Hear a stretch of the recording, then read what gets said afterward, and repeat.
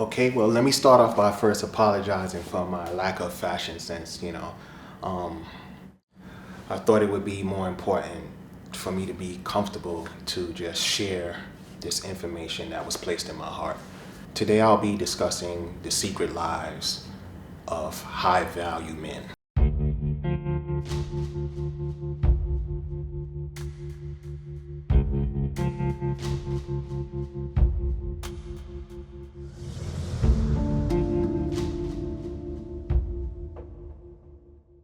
Now, before I get into that, I think a little bit of background is necessary. I'm more of a private person and a behind the scenes man.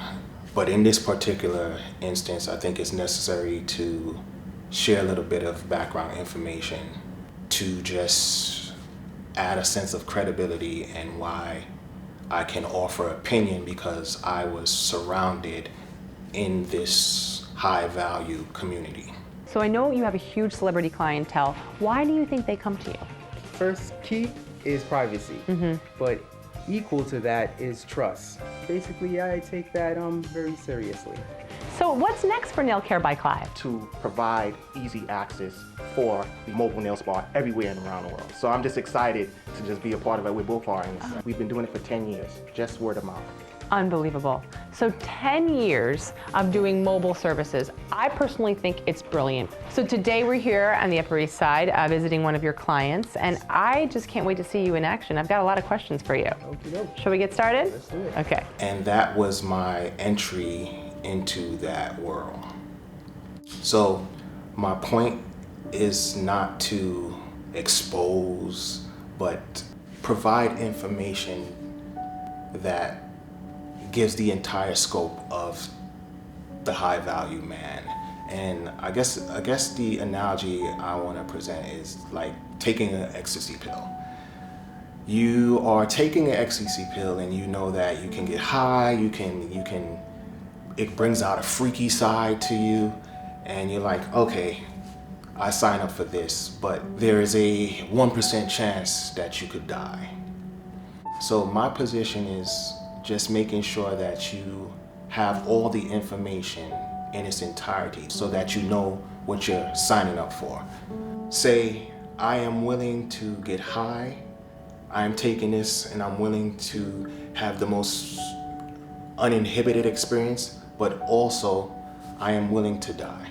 I just feel it's a duty and a responsibility as a human being to make sure you understand that this can be harmful to you. So when it comes to the high value man, I'm noticing that it's trending, and it's been around for years. Women have always been attracted to powerful, wealthy men, but it seems that it's being glamorized and romanticized, and all of the characteristics and lifestyle is not being presented.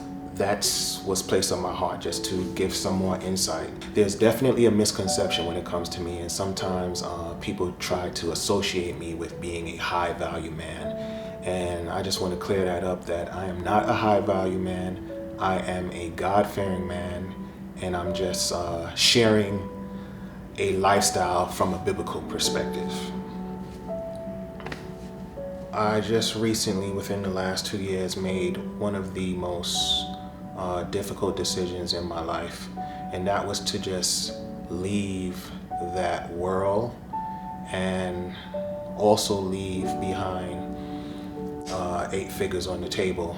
And high value men, I mean, everybody was just beating me up, like, you're stupid, you're one of the most luckiest and unluckiest people, you're a fool, standing firm in your values is going to be the biggest mistake of your life. I remember having an argument with a very powerful man, and things got heated. He basically called for security and kicked me out his office. But before he did that, he just looked me in the eye and was like, good luck, referencing like, if you think you can make it in that manner. He literally said, it's like trying to find a needle in a haystack. And that's the first time I heard that. I was like, what the hell? But then I was like, oh, okay. We never said it was impossible. We just said it was gonna be probably difficult. I'll take that. Leaving is not always amicable because once you're in that particular world, you have access to a code. So I have received email threat and a big respect because it was clear. The email was from a member of the KKK, and I'm like, oh, that's bold. And it was a warning to say, be careful. We could mail something to you, and you could receive a package with anthrax. And I was like, wow. And I say this, let's just say that I am hiking. I like to hike. And I come across the Grand Wizard, Grand Poobah dragging of the KKK and his daughter, and I'm knowing that it's his daughter, is in danger and hanging from a cliff. Without hesitation, I will pull his daughter to safety. And on top of that, knowing that even that act of saving his loved one, that he will still have the same stance against me. And that's fine, because that's the extent that I'm willing to go to uphold my values. And I'm not going to allow anything or anyone to have power over my beliefs. So let's dive into the secret lies of a high value man. I was thinking about how best to format it, so I just came up with different segments. I'm going to be just talking about different profiles or character types and sharing different experiences. So the first segment that I'll be addressing is professional athletes, musicians, and actors. I remember going on a business trip to Atlanta, and I decided at the time to, check out the night scene. So immediately I go to this popular nightclub, and the line is just around the corner, and the doorman of the club said, we're not letting anybody in, and if you want to come in, you have to get a table. So two things, I was like, I want to skip the line and I just want to get right in.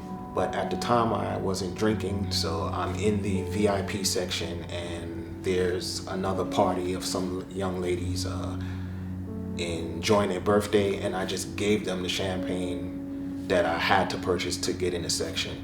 And there's a tall gentleman, and he just stops me, and he's like, you in the league? And I'm like, the league? Now a little quick background, I'm not into sports, so wasn't familiar with what he was talking about. He's like, you in the league? I thought I played with you like 2 months ago. And I'm like, played against you 2 months ago. And I'm like,